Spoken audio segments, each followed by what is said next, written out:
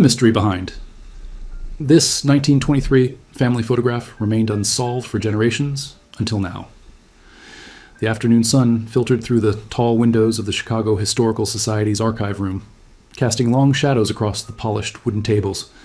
Dr. Michelle Torres carefully lifted the aged photograph from its protective sleeve, her gloved hands trembling slightly as she studied the sepia-toned image that had captivated her for weeks. 5 people stood in a formal pose against the backdrop of what appeared to be a modest home on the south side of Chicago. The year was 1923, printed neatly on the back in faded ink. A dignified older couple stood at the center, the father in a pressed suit, the mother in a high-necked dress with careful embroidery. Flanking them were 3 grown children, 2 sons and a daughter, all dressed in their Sunday finest. At first glance, they appeared to be a typical African-American family of the 1920s, prosperous enough to afford professional photography. But something in the photograph had puzzled Michelle since she first discovered it in her grandmother's attic 3 months ago. The eldest son, standing on the father's right, looked different from his siblings. His skin showed a patchwork of light and dark areas, creating an almost map-like pattern across his face and hands. The contrast was stark, even in the faded sepia tones, as if he existed between 2 worlds. Michelle leaned closer, studying the young man's face. Despite the unusual pigmentation, his features were unmistakably those of his family, the same strong jawline as his father, the same high cheekbones as his mother. But his eyes held something different, a profound sadness mixed with defiant dignity. "Dr. Torres?" A voice interrupted her concentration. James Wilson, the archive's senior curator, approached with documents. "I found the census records you requested, the Johnson family, South Side, 1920 and 1930. Michelle accepted the papers eagerly. For 3 months, she had been trying to understand the story behind this photograph. Her grandmother, dying at 97, had whispered fragmented memories about Uncle Samuel, who looked like a patchwork quilt. The census records confirmed Robert and Dorothy Johnson, along with their children, Samuel, age 28, Marcus, age 25, and Helen, age 22. But in the 1930 census, Samuel's name had vanished completely. Michelle picked up the photograph again, studying Samuel's face with renewed intensity. Whatever had happened to him, she was determined to uncover it. Michelle spread the contents of her grandmother's trunk across her apartment floor.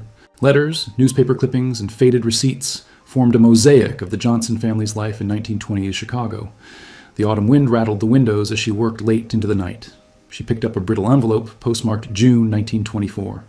The letter inside was written in elegant cursive, addressed to "My dearest mother and father," and signed "Your son, Samuel." "The condition continues to spread despite Dr. Wilson's treatments," Michelle read aloud. "My hands are now half transformed, and I can no longer hide it when I work at the shop. Mr. Henderson dismissed me yesterday. He said customers were uncomfortable, that they whispered about disease. I see the fear in people's eyes, Mama, and no explanation seems to ease it." Michelle's medical background immediately suggested vitiligo, a condition causing loss of skin pigment in patches. For a black man in 1920s Chicago, it carried implications far beyond appearance. She searched through medical journals from the 1920s. What she found went beyond medical descriptions. Articles warned of social complications in the Negro population, the confusion it might cause in racial classification. A 1922 research paper made her pause. Patient SJ, male, 26 years old, progressive vitiligo affecting approximately 40% of visible skin. Patient reports loss of employment, social isolation, and threats from both white and colored communities. The initials, the age, the timeline. It had to be Samuel. Her phone rang. It was Dr. Raymond Foster, a dermatologist colleague. "Michelle, I found Samuel Johnson in Cook County Hospital files from 1921 to 1929. The physician's notes are heartbreaking. Starting in 1925, there are notes about social interventions and recommendations that the patient consider relocation to avoid racial complications." Michelle downloaded the scanned documents. One entry from 1926 stood out. "Patient expresses fear of violence from white citizens who may perceive him as attempting to pass an equal fear of rejection from his own community. Patient became visibly distressed, stating he cannot live as a ghost." Samuel hadn't just been dealing with a medical condition. He'd been caught in an impossible situation, his body becoming dangerous in a society obsessed with clear racial boundaries. Evelyn Thompson's voice crackled through Michelle's phone speaker. At 92, calling from a Detroit nursing home, she was Marcus Johnson's daughter, one of the few who remembered hearing about the uncle who disappeared. "My father spoke about Uncle Samuel only once that I recall," Evelyn said carefully. "I was maybe 14, and I'd found an old photograph in the attic. When I asked Papa who the man with the spotted skin was, he got this look like I'd opened a wound. He told me to put it away and never speak of it." Michelle sat in her office, recording every word. Outside, November rain matched her racing heartbeat. "Did he ever tell you what happened to Samuel?" A long pause. "Years later, when Papa was dying in 1982, he told me something. The morphine loosened his tongue about things he'd kept locked away. He said Samuel was the smartest of all of them, wanted to be a lawyer to fight for civil rights. But the vitiligo took all that away." "How?" "Papa said that in those days, being black meant knowing your place, knowing where you belonged. The South Side was their world. But Samuel's skin kept changing. By 1925, he looked half white, half black, and that terrified everyone." Michelle leaned forward. "Why would that terrify them?" "Child, you have to understand what it was like. If white folks saw Samuel and thought he was white, then found out he lived in a black neighborhood, there could be violence, real violence. And if black folks thought he was trying to pass, that was its own betrayal. Samuel was trapped." The weight settled over Michelle. Samuel's body had made him dangerous to everyone he loved. "Papa said the last time he saw Samuel was Christmas 1928. The family gathered, trying to pretend everything was normal, but Samuel sat in the corner, barely speaking. 2 weeks later, he was gone. Just a note saying he couldn't stay, that his presence put everyone at risk." Michelle studied the photograph with new understanding. This wasn't just a man with a medical condition. This was someone watching his entire life dissolve. "Mrs. Thompson, do you know where he went?" "Papa mentioned Detroit once, but he never knew for sure. They never heard from him again." The Greyhound bus rumbled through darkness as Michelle traveled to Detroit. She'd spent 2 weeks following leads. A death certificate in Wayne County had caught her attention. Samuel Robert Johnson, Negro male, age 64, died March 15, 1959. The dates aligned perfectly. If this was the same Samuel, he had lived another 31 years after disappearing, dying alone in a city where no one knew his story. Patricia Coleman, archivist at the Detroit Historical Museum, waited in the research library.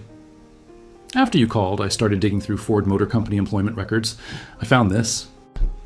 She handed Michelle a personnel file. Samuel R. Johnson, hired January 1929 as a janitor at River Rouge plant. The identification photograph showed an older Samuel, his face thinner and worn. The vitiligo had progressed significantly, but his eyes still held that mixture of sadness and dignity. "He worked there for 30 years, Patricia said quietly. "Consistent attendance, no disciplinary issues. But there's something else." She opened another folder containing incident reports. In 1934, Samuel was attacked by 3 white workers who accused him of trying to pass for white. He was hospitalized for a week with broken ribs and a concussion. When Ford investigated, several black workers defended him, explaining about his vitiligo. The white workers were fired, but Samuel requested transfer to the night shift. Michelle felt tears stinging her eyes. Even in a new city, Samuel couldn't escape the violence his condition provoked. "Did he have any friends? Family here?" Patricia shook her head. "That's what's tragic. I searched church rolls, social clubs, neighborhood directories. Samuel appears nowhere except employment records and his death certificate. He lived like a ghost for 3 decades. There must be something else." Patricia hesitated, then pulled out a final document. A letter, found in his boarding house after he died. The landlady kept it with his possessions, thinking someone might claim them. No one ever did. The letter was titled, "To Whoever Finds This," dated December 25th, 1958, 3 months before Samuel's death. Michelle sat alone in the museum's reading room. The letter spread before her. Patricia had given her privacy, understanding the sacredness of this moment. "I'm writing this on Christmas Day, alone in my room as I have been for 30 years of Christmas days," Samuel had written. "I'm 64 years old, and I have lived more than half my life as a stranger to myself and to the world. I write this so that someone, someday, might understand what it means to exist between categories that society insists must be absolute." Michelle read slowly, absorbing every word. Samuel described his life in Detroit with acceptance and quiet grief. He wrote about factory work, the endless repetition requiring no interaction, no explanation. "I chose the night shift because darkness erases distinctions. In dim light at 2 a.m., no one looks closely at skin color. I mop floors, empty trash, clean machinery. The work is honest, and it asks nothing except my labor." But Samuel revealed more than survival. He wrote about the library he visited every Sunday, the only public space where he felt safe. There he educated himself, reading law, history, philosophy. "I would have been a lawyer. I see that alternate life sometimes, like a ghost walking beside me. I see myself in a courtroom, fighting for justice. But that Samuel Johnson died in Chicago in 1928. I am what remains, a man who has learned to be invisible." The letter described the 1934 attack in detail. Samuel wrote about lying in the hospital, listening to nurses whisper, "The colored one who thinks he's white," they said. They could not conceive that I had never tried to pass, that I had never wanted to be anything other than what I was born to be, Samuel wrote. My skin changed without my permission. I'm still a Negro man. I'm still my father's son. But no one sees that. He described his careful, solitary life. A small church where he sat in the back. A boarding house run by a widow who asked only for rent. The same routes, the same stores, existing in the margins. I have not spoken to my family since 1928. I wonder if they are still alive, if Marcus married, if Helen had children. I wonder if my mother ever forgave me for leaving. Samuel's letter continued, revealing a life more complex than Michelle imagined. While isolated, he hadn't been entirely disconnected from the world. In 1935, I met a man named Jacob at the library, Samuel wrote. He was a Jewish immigrant, a tailor who had fled Germany. He too understood what it meant to be marked as other. We formed an unlikely friendship, built on silence and understanding. We would sit together, reading, saying little. It was enough. Michelle discovered Patricia had found records of Jacob Stein, a tailor operating a shop on Detroit's east side from 1933 until 1956. The shop's ledgers showed regular entries for S. Johnson, suggesting Samuel had been a steady customer. Jacob taught me to sew, Samuel's letter continued. He said every man should know how to repair what is broken. He meant clothes, but I understood the deeper meaning. Some things cannot be repaired, only endured. Through the 1930s and 40s, Samuel did small tailoring jobs for factory workers, mending clothes and altering suits. Work he could do alone in his room. The money bought books, allowed him small dignity. Jacob died 2 years ago. I attended his funeral, standing at the back of the synagogue, the only colored person present. His son thanked me for coming. He said his father had called me a man of great strength and greater sorrow. I did not know how to respond.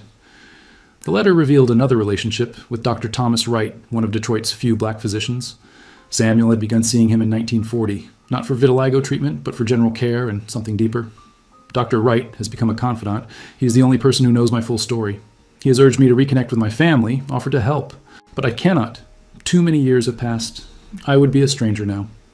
The letter's final pages revealed that in 1950, Samuel began volunteering at a home for elderly colored residents, helping with maintenance every Saturday. The elderly residents do not fear me. Perhaps they have lived long enough to see beyond surface appearances. There is a woman named Mrs. Clara, 91, who calls me the Patchwork Angel. She says I remind her that God makes all kinds of beautiful things. Michelle's search for Dr. Thomas Wright's records led to his grandson, Dr. Marcus Wright, a retired physician in Detroit's Palmer Woods. When she explained her research, there was a long pause. Samuel Johnson, my grandfather spoke about him, said he was one of the most remarkable men he'd ever known. Come to my house. I have something you need to see. Dr. Marcus Wright's study was lined with medical texts and family photographs. He pulled out a leather-bound journal from a locked cabinet. My grandfather kept detailed notes on certain patients, observations about their lives, their struggles. Samuel Johnson has an entire section. The first entry read, December 3rd, 1940. New patient, Samuel Johnson, age 46. Immediately noted advanced vitiligo, affecting approximately 85% of visible skin. Patient's affect is guarded, speech educated. Upon questioning, revealed he is from Chicago, lived in Detroit 11 years, has no family contact. When I asked why he sought care after so long, he said, I'm tired of being invisible, even to myself. I sense profound isolation beyond his physical condition. The entries chronicled not just Samuel's health, but his psychological state, his fears, rare moments of hope. Dr. Wright had become Samuel's advocate, counselor, perhaps his only real friend. March 15th, 1942. Samuel spoke today about his brother Marcus, wondered if he married, has children. I urged him to write a letter. He refused, stating he died to his family in 1928, and it would be cruel to resurrect that grief. June 22nd, 1945. The war has ended. Samuel tried to enlist in 1942, but was rejected. The recruiter couldn't determine his race classification for segregated units. He said it was final proof he belongs nowhere. Michelle read through years of entries, watching Samuel age through Dr. Wright's observations, physical ailments, but also notes about his inner life. He had memorized poetry, could recite legal precedents, had opinions on politics that impressed Dr. Wright. November 8th, 1955. Samuel brought me a book today, a first edition of The Souls of Black Folk by Du Bois. He'd been saving for 3 years. Inside, he wrote, To the only man who sees me whole. I was moved to tears. Dr. Marcus Wright set down his grandfather's journal and pulled out a small wooden box. After Samuel died, my grandfather was one of few people at his funeral. Maybe 10 people there. Factory workers, the widow who ran his boarding house, elderly people from the home where he volunteered. My grandfather said it was the saddest funeral he'd ever attended because each person knew only a fragment of who Samuel truly was. Michelle listened as Dr. Wright continued. My grandfather paid for Samuel's burial in Woodlawn Cemetery. He couldn't bear the thought of a pauper's grave, and he kept some of Samuel's belongings. He opened the box, revealing wire-rimmed reading glasses, letters tied with string, a worn copy of Langston Hughes's poetry, and a photograph. Michelle gasped. The same 1923 family photograph, but this copy was more worn, edges frayed from countless handlings. He carried this for 30 years, Dr. Wright said softly. When they went through Samuel's room, they found this photograph on his nightstand. He'd been looking at it when he died. Michelle felt tears streaming as she held the photograph Samuel had treasured.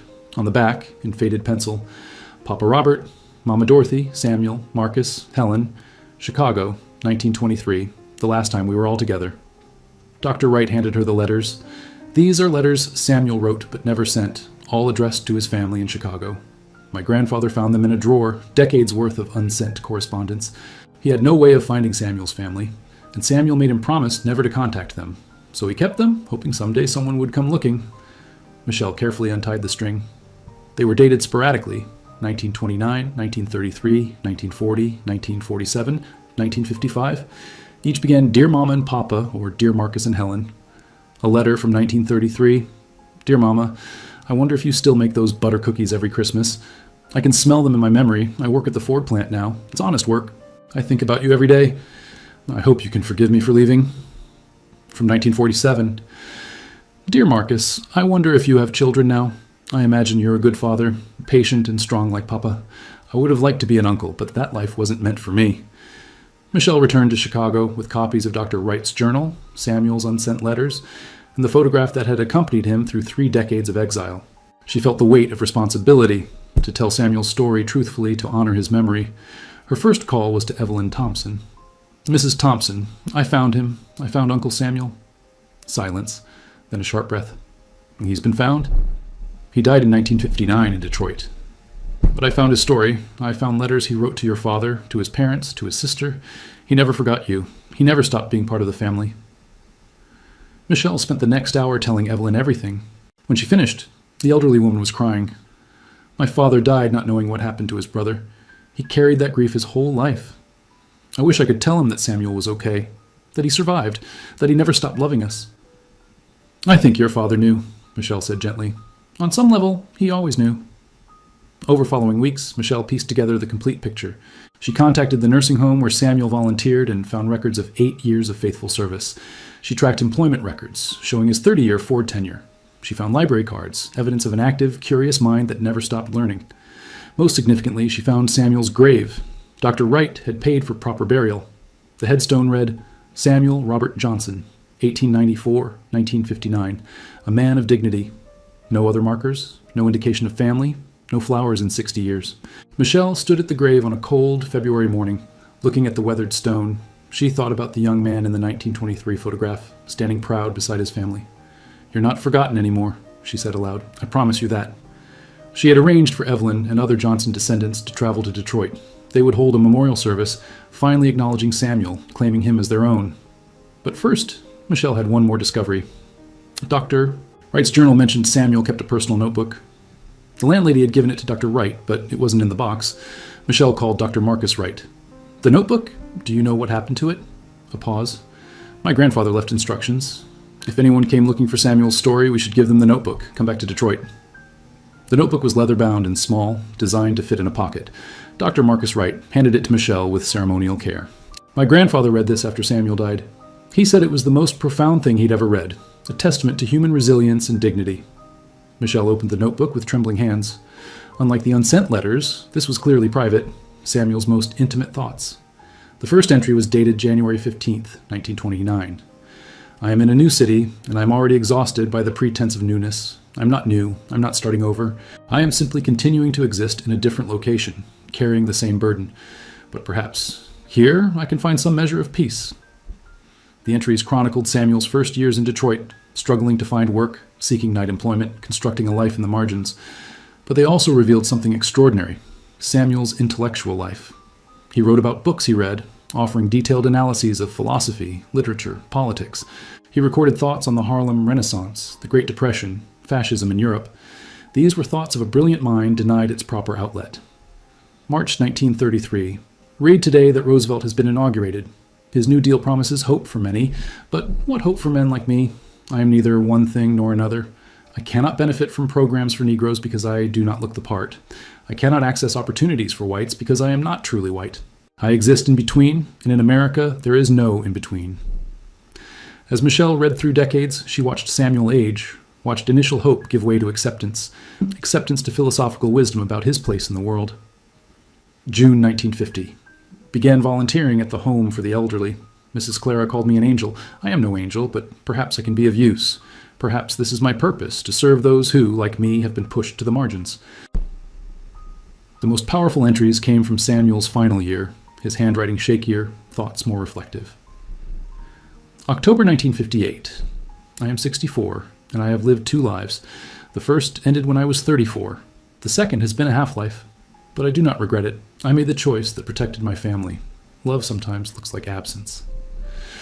The final entry, dated March 10th, 1959. I'm very tired now. The doctors say my lungs are failing. I'm not afraid of dying. I am only sorry I will die as I have lived alone.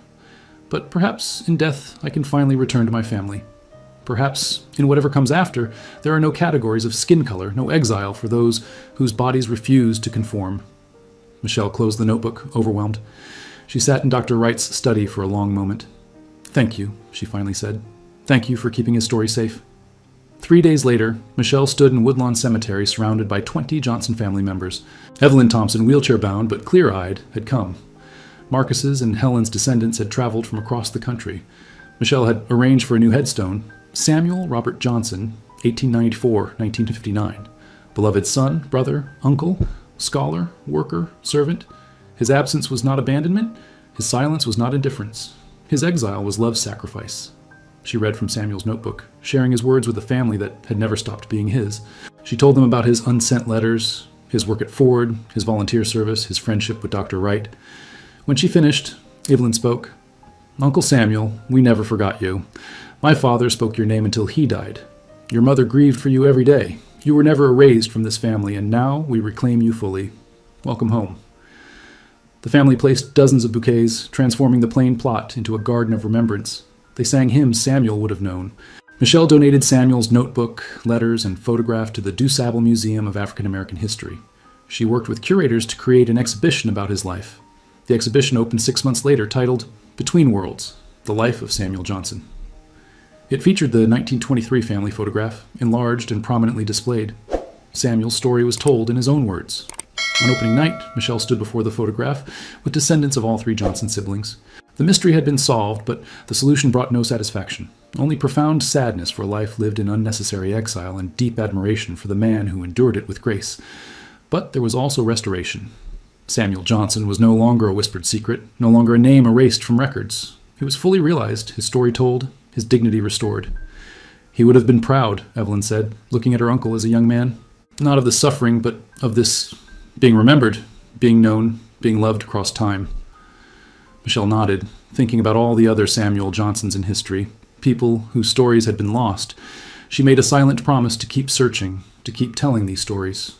The photograph of 5 people standing before a modest Chicago home in 1923 would never be a mystery again. It was a portrait of a family whose love transcended cruel boundaries. And at its center stood Samuel, marked by vitiligo, exiled by prejudice, but never forgotten.